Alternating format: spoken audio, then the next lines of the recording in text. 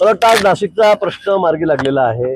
गोकुळ गीते यांनी आपली उमेदवारी मागे घेतलेली आहे आणि त्यामुळे आता जळगावचे प्रश्न उद्या सुटेल.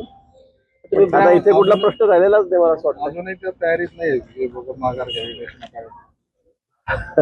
अजून मी आता इथे आलेलो आहे, कोणाशी बोललोय नाही, कोणाशी भेट झालेली नाही. मला वाटतं त्यांचे नेते आमचे शिंदे साहेब शिवसेनेचे नेते ते खाली सूचना देतील. तुम्ही वरती बोल 5-7 दिवस आपण बघितलं सगळं कसं कसं चालू होतं नाशिकला, काय काय झालं ते आज तिथं आटोपलेलं आहे.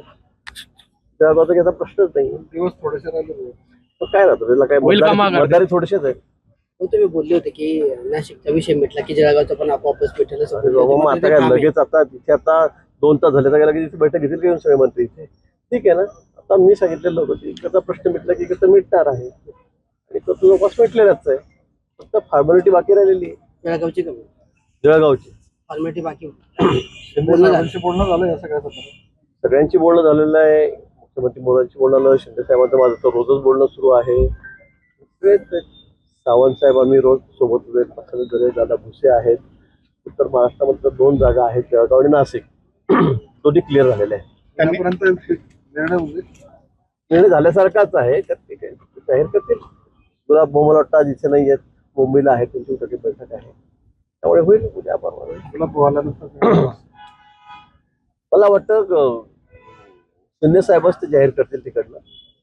त्याचं नाही कधीपर्यंत करायचं आताही होईल, लगेचही होईल. तुम्ही म्हणाल तर घरून टाकायला आता काही कुठला प्रश्न राहिलेला नाही, तर सगळे प्रश्न सुटलेले आहेत. आता दोन्ही जागांचा मार्ग मोकळा झालेला आहे.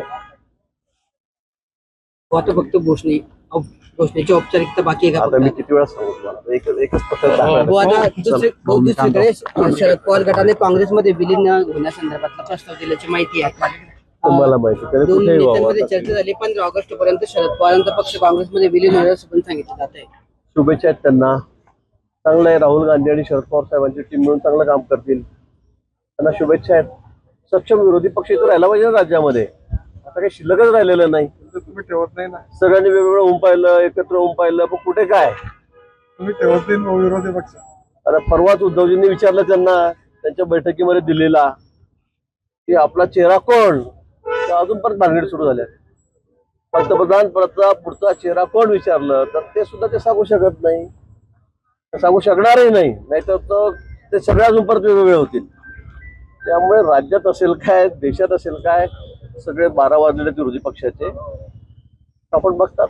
विरोधकांची शक्ती एकत्र करण्यासाठी आता टीएमसी नंतर राष्ट्रवादी शरद पवार सगळे जमा झाले ना. आता कुठे टीएमसी कुठे काय राहिलं, गेलं ना टीएमसी. जेमतेमचा एकच पक्ष होता सक्षम विरोधी म्हणून देशामध्ये. काय राहिलं त्यांचं आता, ते गेलेत.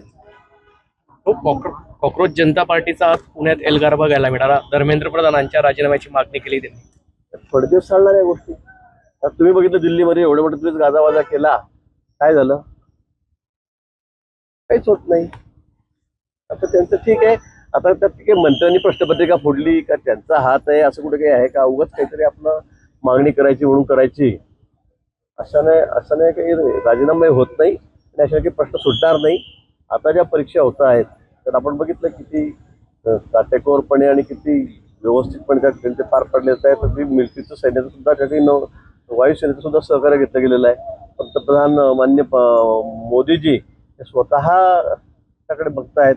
म्हणून मला असं वाटतं की राजीनामा मागणं वगैरे हे तर चालू राहणार.